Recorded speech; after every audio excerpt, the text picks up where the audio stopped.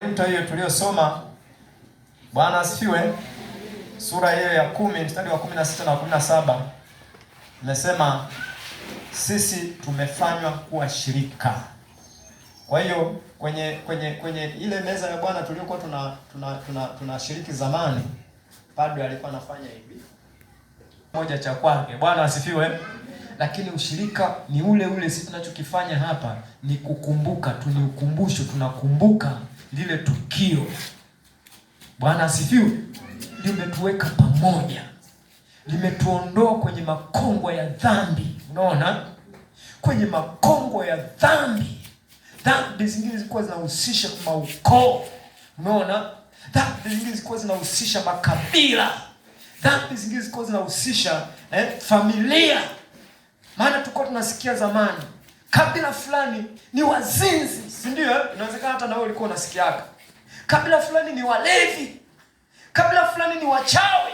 Lakini damu ya Yesu Kristo imetuondoa huko. Bwana asifiwe. Hakuna uchawi tena ukishaingia huko. Hakuna uzinzi tena. Hakuna ulevi tena. Wewe umetakaswa na damu ya Yesu. Bwana asifiwe. Na ndio tunasema jamani, sisi ni ndugu. Unaona?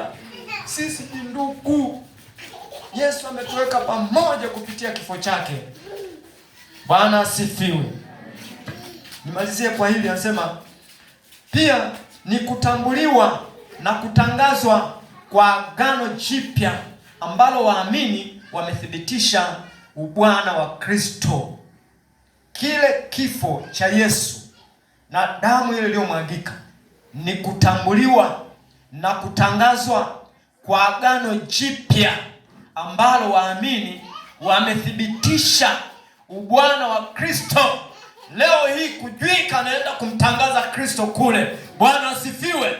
Ni kuthibitisha ubwana wa Yesu, ya kwamba Yesu ni Bwana. Yesu ni Bwana. Yesu ni Mungu aliye hai. Haleluya. Ndani ya meza ya Bwana kuna uhai tena.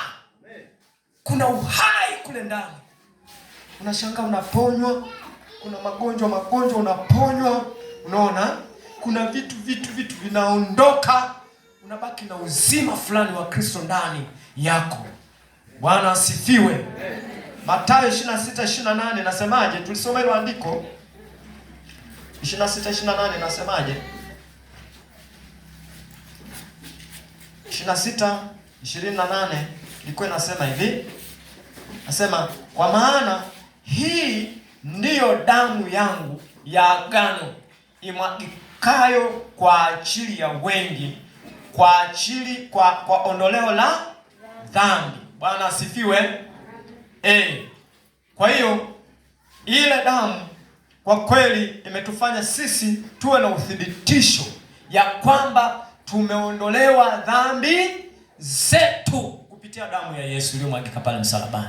Sisi tumetakaswa. Una haja ya kumuona mwenzio mtenda dhambi. Yaani unamtazama mwenzio kila siku, yaani unavyomtazama mwenzio, yaani unamtazama mwenzio kwamba mwenzio ni mtenda dhambi. Unaona? Ni mwenye dhambi, ni mtenda dhambi. Unaona? Yaani huo ni mtazamo wa maisha ya kale kabisa kabla ya wokovu. Lakini baada ya damu ya Yesu kumwagika na kifo cha Yesu, sisi tumetakaswa kupitia ile damu. Unaona? Tumefanywa upya. Kwa hiyo tuna mitazamo mipya. Ndio maana tunatazamana, wewe ni ndugu yangu. Unaona? Pamoja ni mke wangu, lakini wewe ni ndugu. Zaidi ya ndugu. Bwana asifiwe.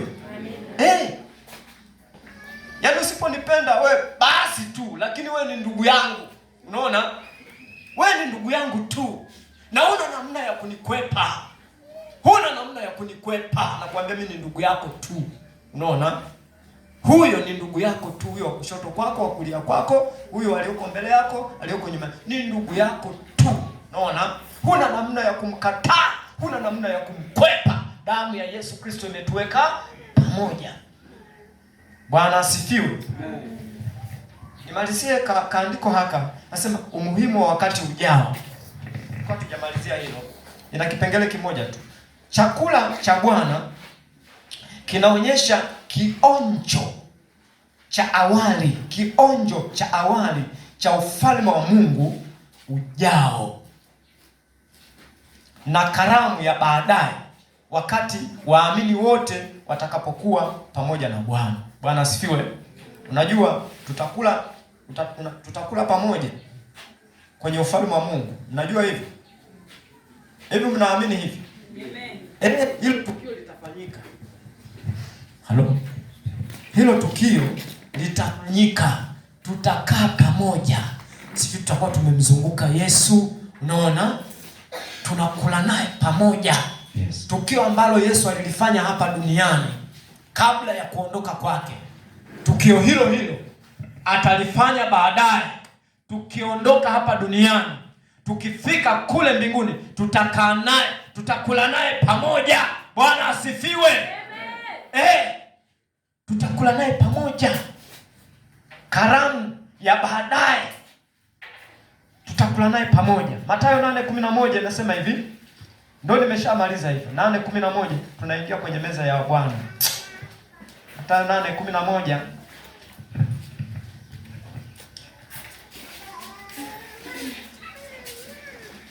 Ngoja niisome mimi. Mathayo sura ya 8 mstari wa 11 inasema hivi. Nami nawaambieni ya kwamba wengi watakuja kutoka mashariki na magharibi, nao wataketi pamoja na Ibrahim na Isaka na Yakobo katika ufalme wa mbinguni. Bwana asifiwe. Maana yake ndio bali nimesema, ndugu, yani angalia Mungu alichokifanya kupitia kifo cha Yesu. Kimetutoa mahali mbalimbali, kwenye lugha mbalimbali, makabila mbalimbali, unaona, mikoa mbalimbali, inawezekana mataifa mbalimbali, alafu kimekwenda kutukutanisha pamoja. Na ndivyo itakavyokuwa kwenye ufalme wa Mungu, kama maandiko hapa yanavyosema. 8:11 inasema hivi, inasema nami nawaambieni ya kwamba wengi watakuja kutoka mashariki na magharibi, nao wataketi pamoja na Ibrahimu, unaona, na Isaka na Yakobo katika ufalme wa mbinguni. Bwana asifiwe. Tutakaa kukizunguka kiti cha enzi kile, makabila mbalimbali, mataifa mbalimbali, koo mbalimbali, tumekusanyika pale. Lakini aliyetufanya hivyo ni Yesu mwenyewe. Kile kifo chake ndio kimetupa sisi nafasi ya kuwa hapo tutakapokuwa. Bwana asifiwe. Kimetupa nafasi ya kuwa hapa tulipo, kitatupa nafasi ya kuwa pale tutakapokuwa kwenye ufalme wake baadaye. Bwana asifiwe. Kwa hiyo hebu tafakari neno hilo. Litafakari neno hilo kwa leo. Bwana asifiwe. Nimeeleza maana ya nini? Ya meza ya Bwana. Bwana asifiwe. Ni ushirika mtakatifu, sio jambo la hovyo hovyo. Na ndio maana tunaposhiriki huwa tunajihoji kwanza. Bwana asifiwe. Tunajihoji kwanza, ndipo tunaingia kwenye hilo tendo. Sasa nataka tuingie kwenye ibada yenyewe. Ibada yetu itakuwa fupi tu.